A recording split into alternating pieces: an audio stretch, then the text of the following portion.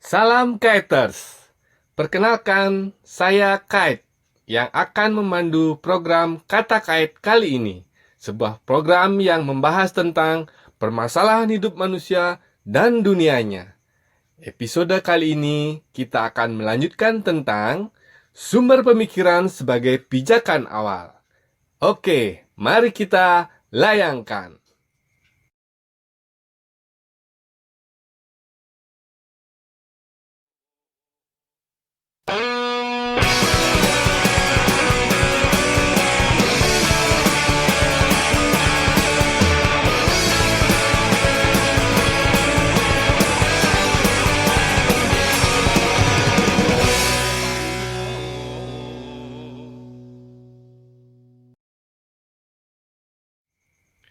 Baiklah, pengetahuan dalam kait atau kepemimpinan terpadu ini adalah tentang permasalahan hidup manusia dan dunianya. Semuanya itu berhubungan dengan pola pikir. Jadi poinnya di sini adalah pikiran. Nah, bagaimana kita menata pikiran kita menjadi satu sistem yang nantinya bermanfaat dalam hidup kita? Ada beberapa sumber pemikiran yang perlu diketahui terlebih dulu.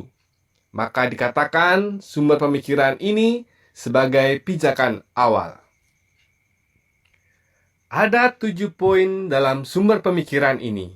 Yang pertama adalah kesederhanaan, yaitu sesuatu yang terjadi gampang dipikirkan atau mudah dinalar.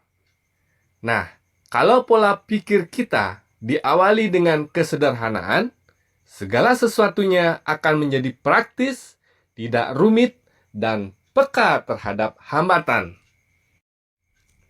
Ya, misalnya saat kita menghadapi suatu masalah, biasanya muncul penafsiran atau praduga yang bermacam-macam. Karena informasi yang kita terima belum jelas, sehingga masalah itu bisa menjadi tambah kompleks atau rumit. Nah, kesederhanaan bisa dilakukan dengan memilah-milah masalah yang kita hadapi. Seperti mengurai benang kusut, dicari dulu ujung pangkal masalahnya. Begitu juga saat berhubungan dengan orang lain. Bagaimana kita menerima dan menyampaikan informasi agar bisa saling mengerti maksud yang disampaikan. Yang kedua, kebijaksanaan. Kebijaksanaan yaitu penyimpangan dengan pembenaran dan mempertimbangkan risiko terkecil dan juga nilai-nilai keseimbangan. Ya, kadang dalam hidup ini jalan kita tidak selalu lempeng lurus begitu saja. Penyimpangan bisa terjadi saat nilai-nilai keseimbangan tidak ada. Misalnya, hak dan kewajiban tidak terpenuhi, atau asas manfaat tidak ada. Kemudian, kita harus mempertimbangkan risiko yang mungkin terjadi.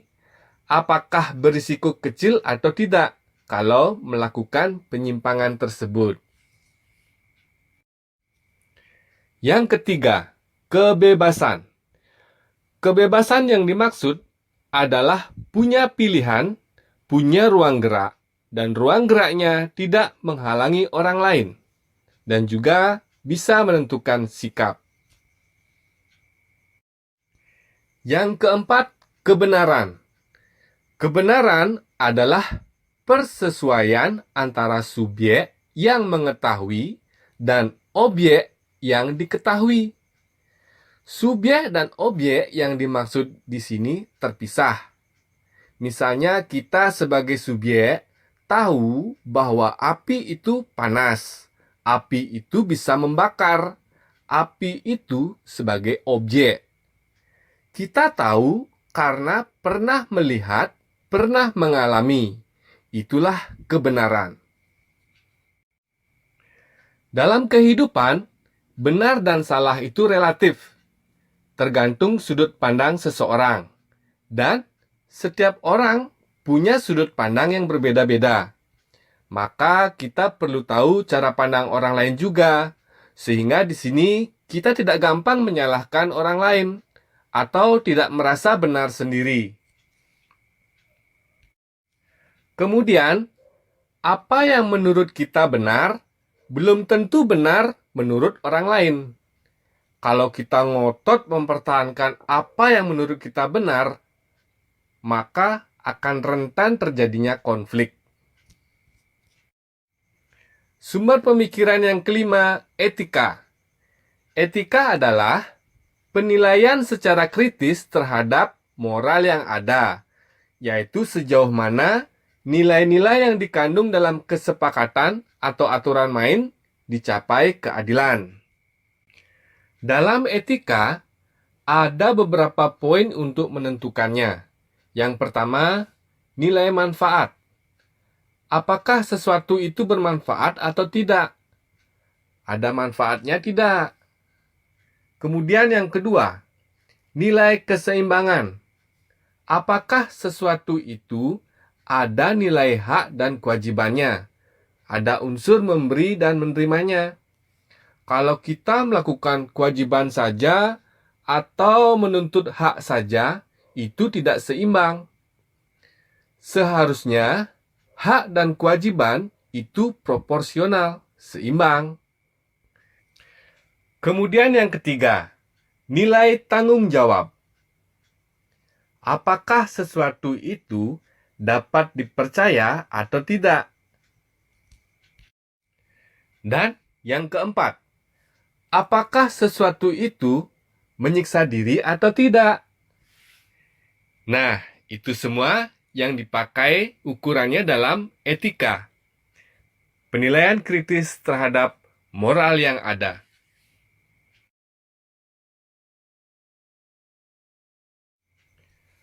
Poin selanjutnya dalam sumber pemikiran adalah moral, yaitu konsensus manusia atau kesepakatan manusia untuk dipatuhi dan dilaksanakan. Ini bisa tertulis atau bisa juga lisan. Perlu dipahami bahwa moral ini berlaku pada waktu dan tempat yang berbeda. Maksudnya, moral yang satu belum tentu berlaku di tempat lainnya, tergantung kesepakatan masing-masing tempat. Kemudian tentang waktu, bisa saja aturan atau moral yang berlaku sudah tidak sesuai lagi dengan zamannya. Nah, kalau etika itu berlakunya universal, artinya di semua tempat bisa menerima etika ini. Caranya ya seperti yang sudah saya sampaikan tadi, bisa diukur dari nilai manfaatnya, ada hak dan kewajiban, atau ada unsur memberi dan menerimanya, dapat dipercaya, serta tidak menyiksa diri. Sumber pemikiran yang ketujuh adalah naluri, yaitu tuntutan indrawi yang berlangsung dalam perjalanan ruang dan waktu. Perwujudannya berupa keinginan-keinginan. Perlu disadari bahwa keinginan atau naluri ini terus ada dalam perjalanan ruang dan waktu. Maksudnya, ketika keinginan yang satu telah terpenuhi, maka akan muncul keinginan yang lainnya, dan begitu seterusnya. Nah, bagaimana menyiasatinya agar tidak menjadi beban bagi kita, itu akan kita bahas pada episode berikutnya. Demikian pembahasan tentang sumber pemikiran sebagai pijakan awal, yang meliputi kesederhanaan, kebijaksanaan, kebebasan, kebenaran, etika, moral, dan naluri. Nah, pastikan untuk selalu mengikuti episode-episode dalam program Kata Kait. Terima kasih dan salam Kiters!